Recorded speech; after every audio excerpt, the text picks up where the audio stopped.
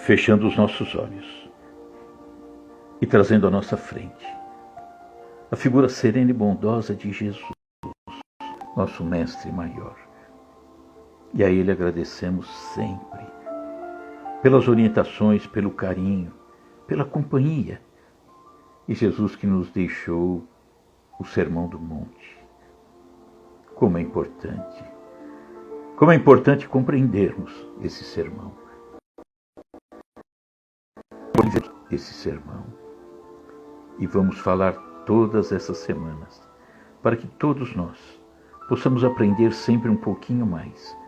Porque certamente esses ensinamentos do Mestre pacificarão, e já pacificam, o nosso coração. Que Jesus esteja conosco em todos os instantes. Que tenhamos um Jesus. Obrigado, Jesus, pelo carinho. Que assim seja, graças a Deus. Bom, boa noite a todos.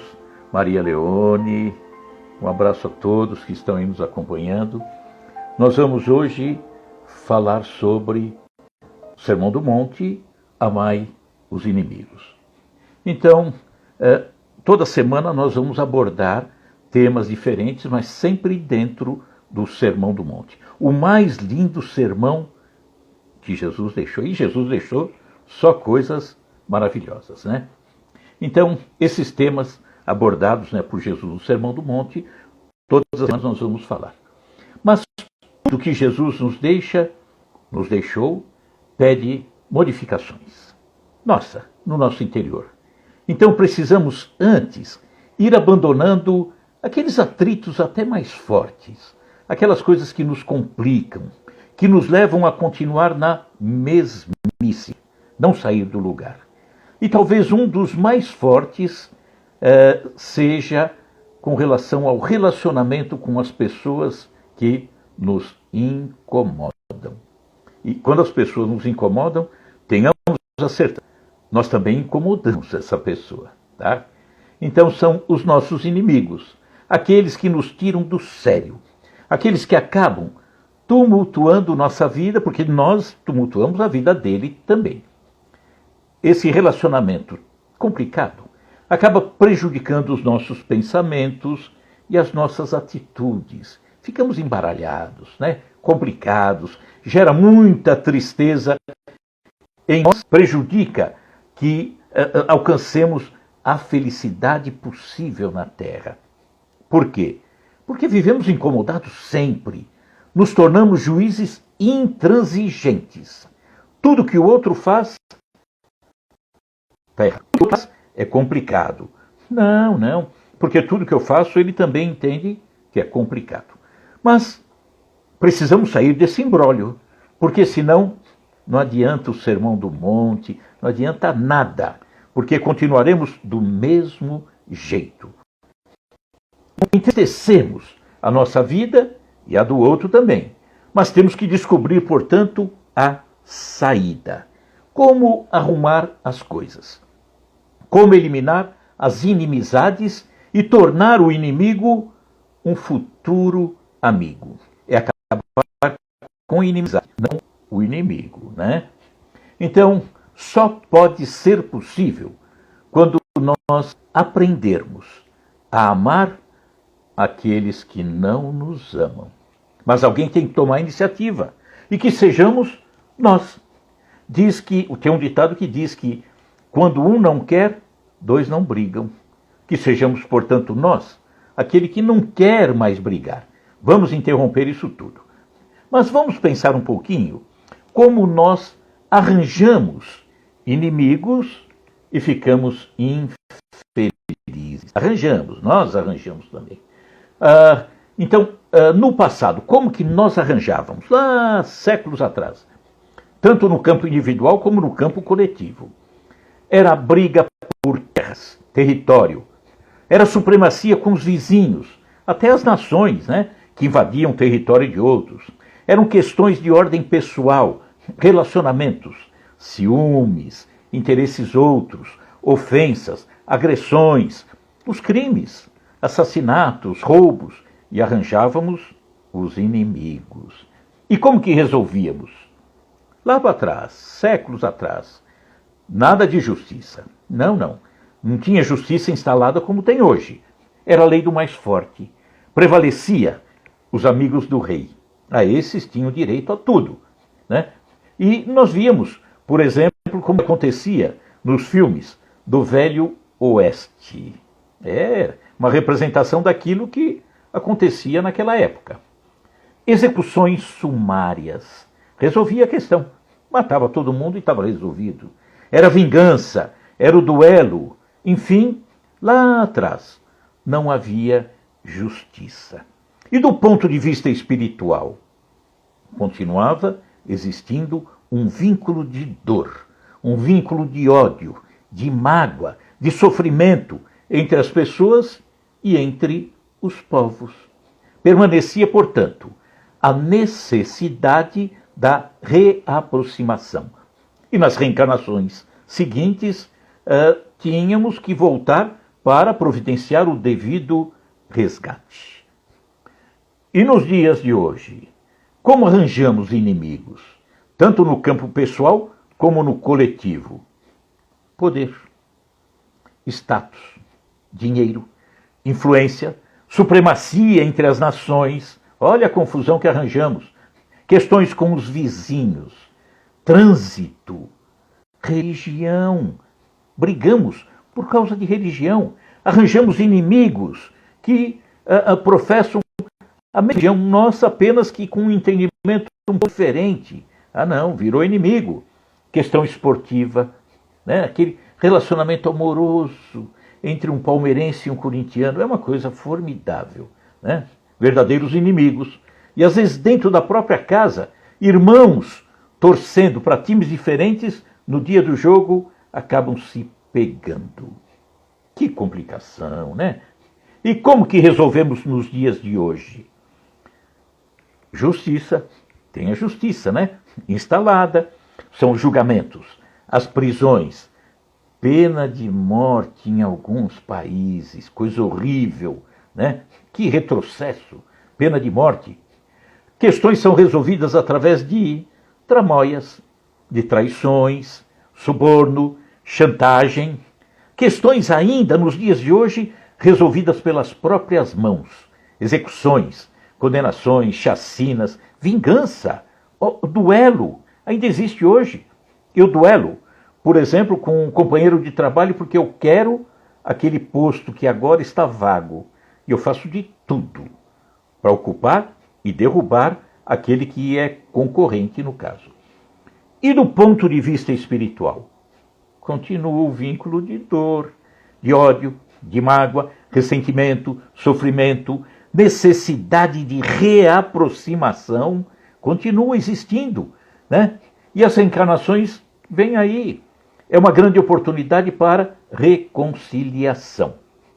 Então, como resolver tudo isso? Toda essa confusão?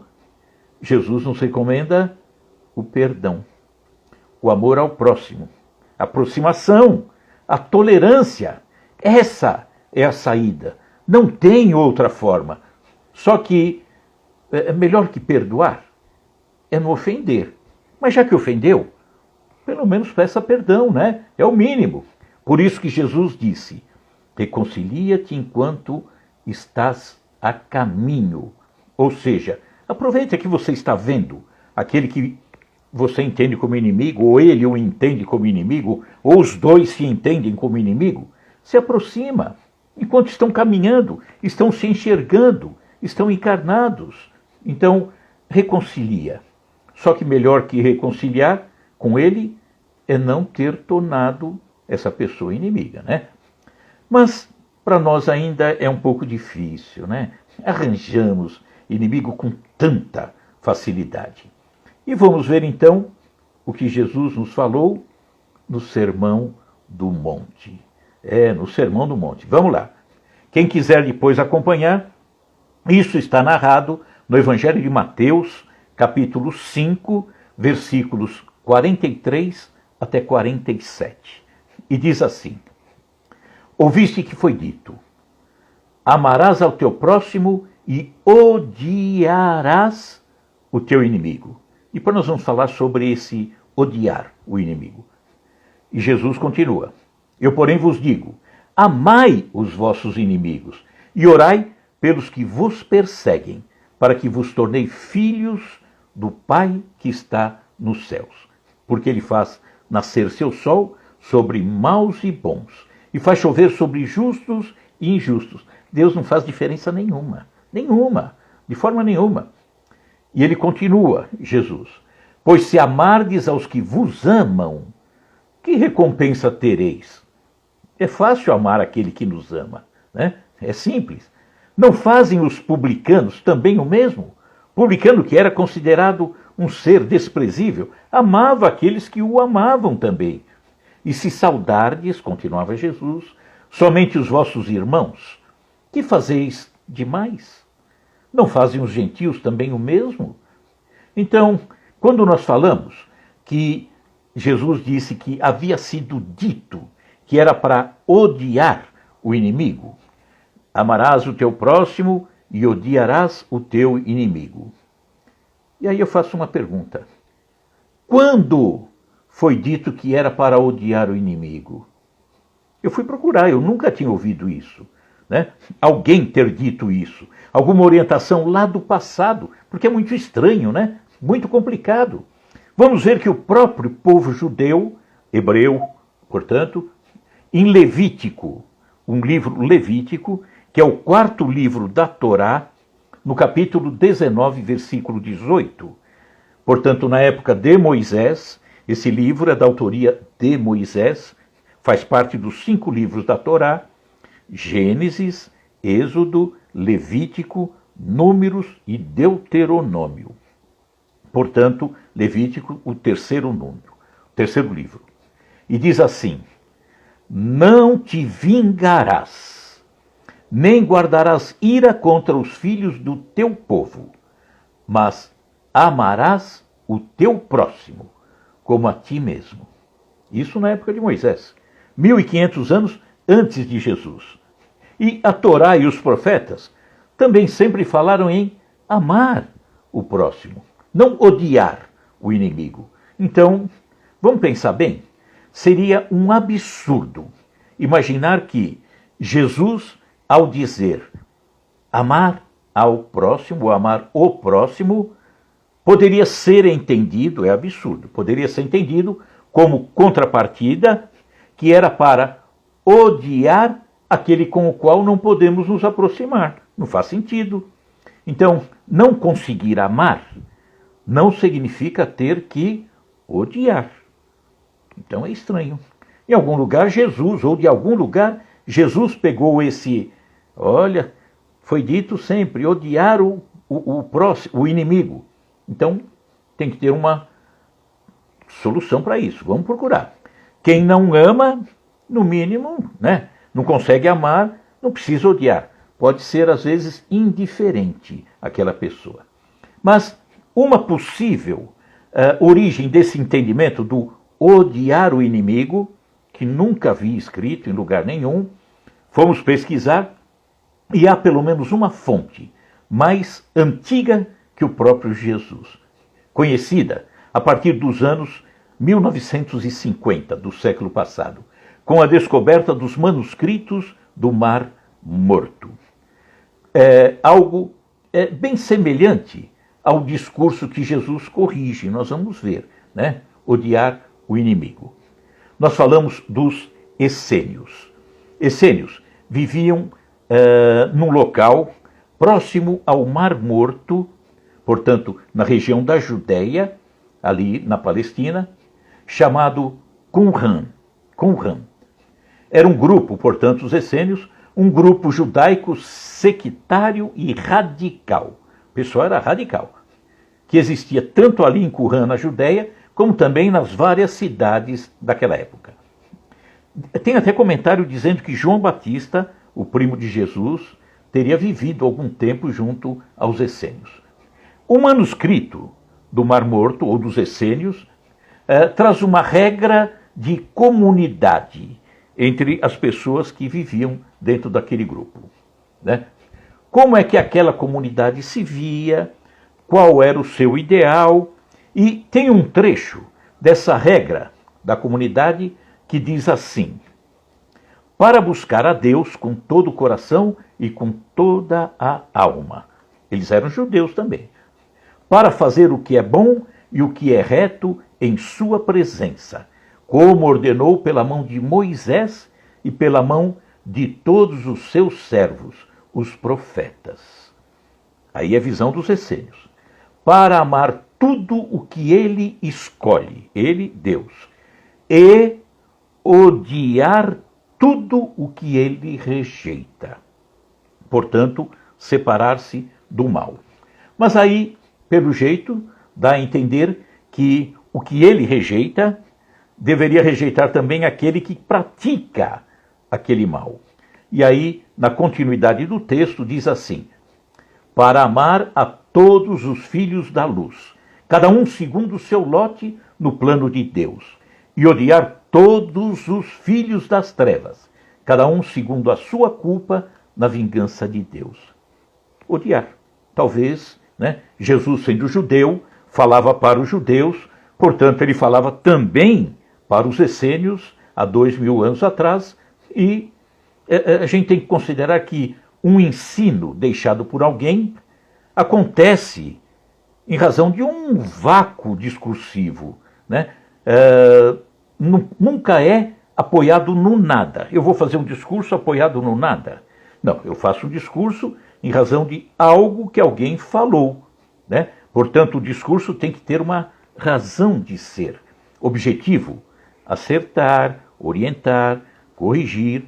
Então Jesus poderia estar se referindo a esse entendimento dos essênios. Perfeitamente, seria possível. Mas existem outras possibilidades para dar a entender que alguém falou, um grupo falou que era para odiar o inimigo. E não é para odiar, de forma nenhuma. Nós vamos ver, já falamos na semana passada, da dificuldade na versão dos evangelhos do hebraico para o grego. Já por aí já começa a complicar. Então, até o texto dos essênios também, de alguma forma, foi vertido. E aí é complicado. A questão da pobreza de palavras, de um idioma para outro. A língua portuguesa ela é rica em detalhes. Outras línguas, nem tanto. Então, há uma questão levantada com relação à palavra odiar. Teria sido mal traduzida. Odiar seria amar menos ou amar diferente. Não é odiar exatamente. E Jesus deixou para nós, quando ele se reportou ao amor aos pais, e que foi traduzido também com a palavra odiar, e que não faz sentido na boca de Jesus ele pregar que deve ser um pai e uma mãe odiado por um filho. Não faz o menor sentido. É um contrassenso total. E aí, isso está no Evangelho segundo o Espiritismo, Moral Estranha, que é o capítulo 23.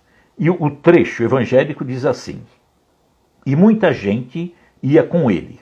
E voltando Jesus para todos, lhe disse: se alguém vem a mim e não aborrece, ou se alguém vem a mim e não odeia a seu pai e sua mãe, e mulher, filhos, irmãos, e ainda a sua própria vida, não pode ser meu discípulo. Esse odeia, não cabe a palavra ódio. É aquele que ama diferente, tem uma outra forma de amar. Não é desprezar, não é querer o mal. Então, se levarmos em conta tudo isso, vamos ver que o entendimento com relação ao inimigo deve ser assim: não se deve odiar aquele com os quais nutrimos alguma divergência. É divergência, não é para ter ódio. Não, ele me tratou mal, houve uma divergência, não é para odiar. Não, de forma nenhuma. E isto fica bastante claro nos ensinamentos do Mestre. Só que também é bastante claro que nós continuamos odiando os inimigos. aqueles que entendemos inimigos. Então, vamos observar mais atentamente o que Jesus nos disse também. Ele disse assim: digo-vos que se a vossa justiça não for mais abundante que a dos escribas e dos fariseus, não entrareis no reino dos céus. Justiça, noção do certo, noção do que deve fazer. Se não for melhor do que a dos escribas e fariseus, que tinham tantas dificuldades, se não for melhor que a deles, que justiça eu estou fazendo? Que noção do certo e do errado eu estou tendo? E ele continua, Jesus: se somente amardes os que vos amam, que mérito vos reconhecerá? Uma vez que as pessoas de má vida também amam os que a amam. Um ladrão, um assassino, odeia, mata as pessoas, chega em casa, ele beija o filho, ele beija a mãe, porque ama aquelas pessoas. Se o bem somente o fizerdes aos que vô-lo fazem, dizem Jesus, fazer o bem só para aquele que o faz, que mérito existe? Porque gente de má vida faz assim também. Outra de Jesus: se só emprestardes àqueles de quem possais esperar o mesmo favor, também está errado. Quer dizer, eu só dou, só auxilio quem pode me auxiliar, me devolver. Não, isso não é auxílio. Isso não é caridade. Isso é tentativa de barganha, tentativa de comprar a outra pessoa. Equivocado. Então, Jesus ainda diz: pelo que vos toca, amai os vossos inimigos, fazei bem a todos e auxiliai sem esperar coisa alguma. Então, muito grande será a vossa recompensa, e sereis filhos do Altíssimo, que é bom para os ingratos e até para os maus. Sede, pois, cheios de misericórdia, como cheio de misericórdia é o vosso Pai. Isso se aplica em todas as ocasiões. Não é um Jesus de 2000 anos atrás, não. É um Jesus nos orientando para os dias de hoje, para a forma como nos comportamos, por exemplo, no ambiente de trabalho, como nos relacionamos com os nossos familiares, os nossos amigos, como que faz? E olha que bonito, hein? Se o amor ao próximo constitui o princípio da caridade, o amor ao próximo, eu faço a caridade. Amar os inimigos é a mais sublime aplicação desse princípio. Né? Vai além até. Amar o inimigo é maior do que amar o amigo. Com aquele que nos é caro, um amigo verdadeiro, o amar representa ternura, confiança, amizade. Mas para com o inimigo, não dá para ser igual. É natural. Não dá para ter a ternura, a confiança, a amizade, porque ele é inimigo por enquanto. Então, não se sente o mesmo prazer com o inimigo. Não dá. Levar o inimigo para casa, não tem como. Temos que primeiro fazer a amizade acontecer. Isso é até uma lei física. Essa questão da não facilidade de aproximar-se com o inimigo é até uma questão física. É a questão da assimilação e da repulsão dos fluidos. Nós temos o nosso campo fluídico, um de nós. E dependendo da forma como nós nos comportamos, a nossa forma de pensar, nós vamos fazendo com que o campo fluídico fique mais sereno, melhor. E aí nós temos um inimigo violento, que ele faz do campo dele, em razão da forma de pensar, da agressão, um assassino, um ladrão, ele faz o fluido dele, o campo fluídico, se tornar um campo cheio de nuvens carregadas, trovoadas, raios, né? Pensamento malévolo que ele traz consigo. Isso vai machucando, vai prejudicando esse clima. E de repente eu vou tentar me aproximar. E é uma rejeição. Não tem como, né? Então, por isso que acontece diferenças de sensações quando se experimenta a aproximação de um amigo e a aproximação de amigão.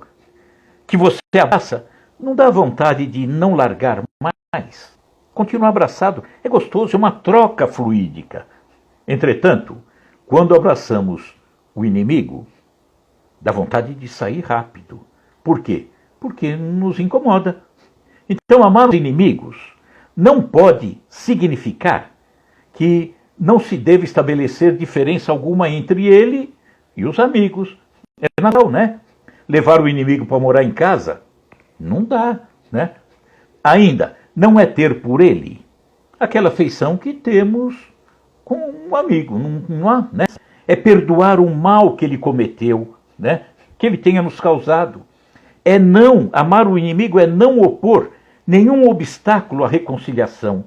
Amar o inimigo é desejar-lhe o bem, alegrar-se com o bem que lhe acontece, é socorrê-lo em suas necessidades. Amar o inimigo é jamais prejudicá-lo. E o principal, amar o inimigo é retribuir o mal com o bem. Odiar? Fora, né? Não faz o menor sentido. E é interessante que esse entendimento que temos para o incrédulo, para aquele que não raciocina com as coisas da alma, é um absurdo. Amar o inimigo? Você é maluco. O que é isso? Porque ele vê tudo com o imediatismo de uma única existência. Para ele, só essa vida aqui, a presente vida é o que importa. Então, esse sentimento acaba nutrindo nele o desejo de vingança, não de reconciliar-se, não de respeitar, não de vir a amar como você ama o teu amigo, né? Nele não passa o desejo do perdão. Perdoar, para ele, parece um grande sinal de fraqueza. Mas para os que acreditam na sua alma, para aqueles que acreditam que somos irmãos, que precisamos nos respeitar, a forma de ver é muito diferente. Muito diferente. Até porque nós, que hoje pensamos em nos aproximar do inimigo, no passado, fazíamos questão de arranjar inimigos. Sentíamos alegria em ter inimigos. Agora não, né? Aquele que tem uma visão maior, as suas vistas se voltam para o passado e se preparam para o futuro. Aquela questão do reajuste, questão das provas. É melhor que eu não erre. Me aproxime. Então, vamos entender o seguinte, com relação àqueles que nós taxamos como inimigos, que nos fizeram algum mal e que nós fizemos mal para ele também, né? Então, se não devemos nos queixar das provas que nós necessitamos, também não devemos queixar daqueles que servem como instrumentos, né?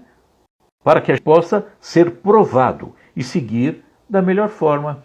Então, aquele que compreende a vida espírita, compreende uma série de coisas da interferência contínua dos espíritos na nossa casa, no nosso dia a dia. Espíritos que vêm pelo lado do bem, mas também espíritos pelo lado do mal. Depende da forma como eu estou. Depende da forma como eu atraio esses espíritos.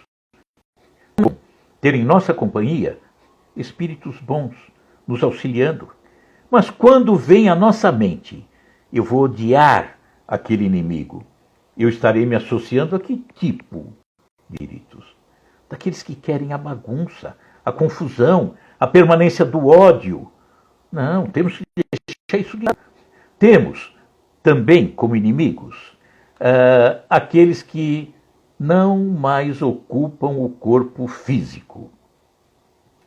Os desencarnados. É aí que surgem os grandes processos obsessivos, aquela, prejudicando aquela associação tão complicada de espíritos sofredores, doentios, porque eu sou sofredor, eu sou doente. Processo, e às vezes é pior, subjugação. e ficamos ligados, imantados um ao outro. E aí nos tornamos amigos no mal. Não vale a pena. Não, não. Então, cada um de nós precisa se policiar para que faça o melhor. Então, como nós não vemos, por exemplo, os desencarnados, pode ser até um processo mais complicadinho. Eu dou asas a essa ligação. Eu consinto no ódio, na violência, na maldade. Alguém sopra o ouvido e eu embarcando na conversa, né? Então, o Sermão do Monte nos ensina as lições que nos levam à modificação do monte de Jesus, a fim de conseguirmos a evolução espiritual que tanto almejamos. Então, se queremos encontrar o reino dos céus em nós, precisamos também começar a compreender, perdoar, para depois amar mesmo, com toda intensidade, aqueles que se tornaram nossos inimigos. A paz nossa e a paz de todos depende disso. Nós vamos encerrar com uma historinha que vai nos mostrar como promover a paz, como promover o equilíbrio, como tentar, trabalhar no sentido de diminuir as inimizades. Podemos ser adversários, não inimigos, não faz o menor sentido. Um político, ele tem adversários, mas hoje em dia viraram inimigos. Se eu sou de direita, o outro é de esquerda, é briga. Não presta. E não leva em conta que entre o branco e o preto tem inúmeros tons de cinza nesse meio, né? Se eu sou de tal clube, o outro é de tal clube, somos inimigos. Não somos. Fica chato assim, né? Com tanta coisa, tanta confusão. Vamos usar um pouquinho a mente, vamos respeitar o outro. Você é de direita, eu sou de esquerda. Respeito os teus pontos de vista. Respeito. E você é os meus, óbvio, né? Cada um tem a sua forma de pensar. Então, nós vamos contar uma historinha que mostra a intervenção de um sábio que conseguiu acabar com a inimizade num reino. E que diz assim: Mateus, de Jesus, discorria solene sobre a missão dos que dirigem a massa popular, os governantes, especificando deveres dos administradores e dificuldades dos servos, que o governava. Pouco a pouco, o espírito de rebeldia cresceu em certas famílias revoltadas e, a breves semanas, toda uma província em desespero se ergueu contra o monarca, entravando-lhe as ações. Naturalmente preocupado, o rei convidou um hábil juiz para os encargos de primeiro-ministro do país, desejoso de apagar a discórdia. Mas o juiz começou a criar quantidade enorme de leis e documentos escritos, que não chegaram a operar a mínima alteração. Desiludido, o imperante substituiu-o por um doutrinador famoso. O tribuno, porém, conduzido à elevada posição, desfez-se em discursos veementes e preciosos que não modificaram a perturbação reinante. Nada estava dando certo. Continuavam os inimigos internos, solapando o prestígio nacional, quando o soberano pediu o socorro de um sacerdote que, situado em tão nobre posto, amaldiçoou de imediato os elementos contrários ao rei, piorando o problema. O sacerdote chegou pisando na bola. Desencantado, o monarca trouxe um médico à direção dos negócios gerais. Mas tão logo se viu no palácio, partilhando as honras públicas, o novo ministro, o médico, afirmou, para conquistar o favor que o partido de adversários da coroa se constituía de doentes mentais. Chutou bem.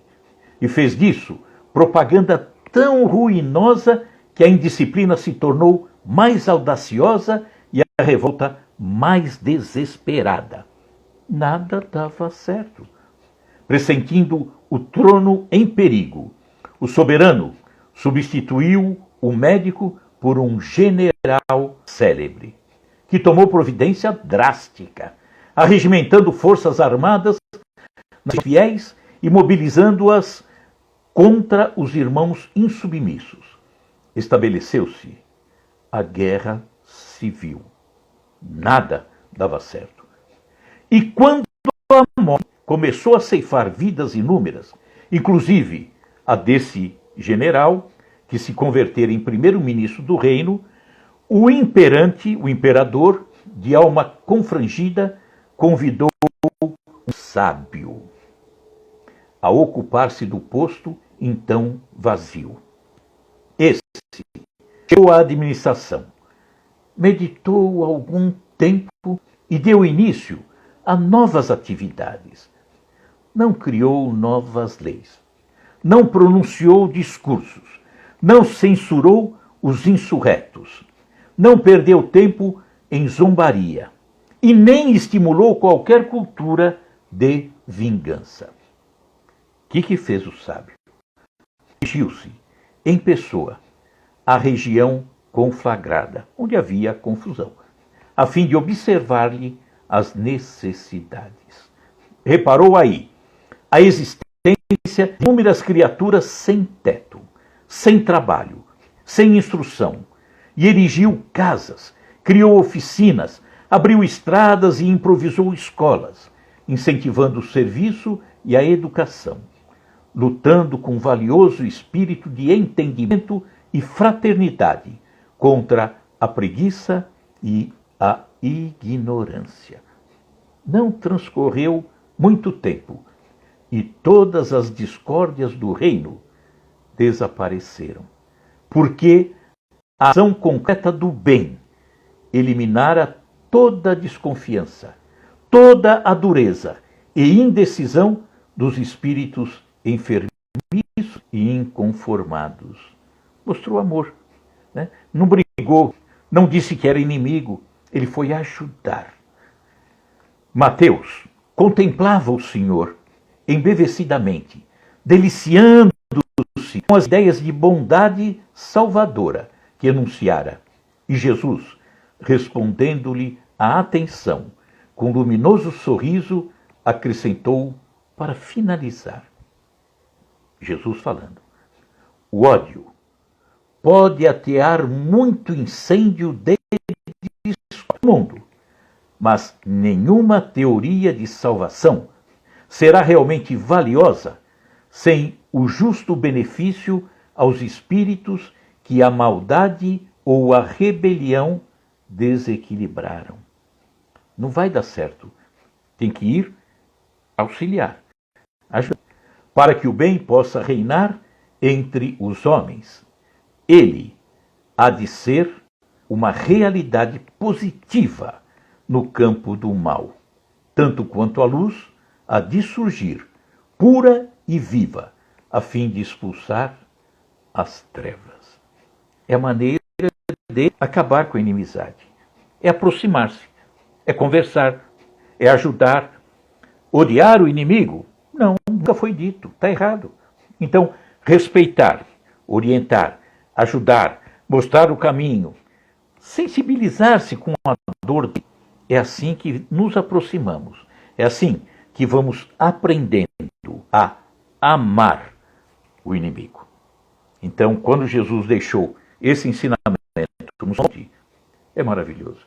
E outros que nós falaremos ao longo de todas as próximas semanas. Vamos então fechando os nossos olhos e trazendo à nossa frente a figura serena e bondosa de Jesus, o nosso Mestre Maior.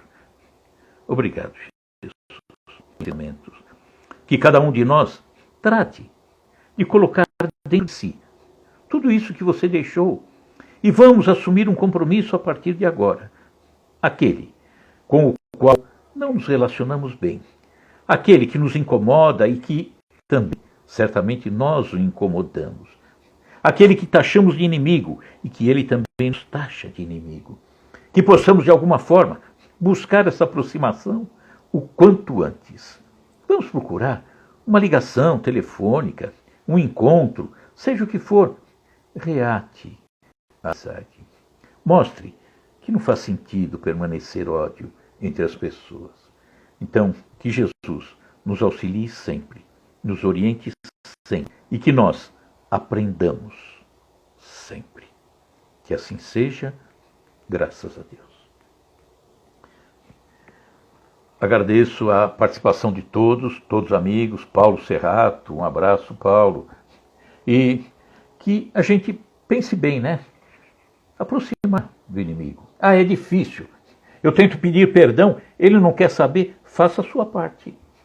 Faça a sua parte. Peça perdão, ele não quis, virou as costas, foi embora, tua parte está feita. E lá, nele, talvez tenha ficado a semente da tua humildade. Ah, isso em algum momento germina. Fique certo disso. Obrigado pela companhia.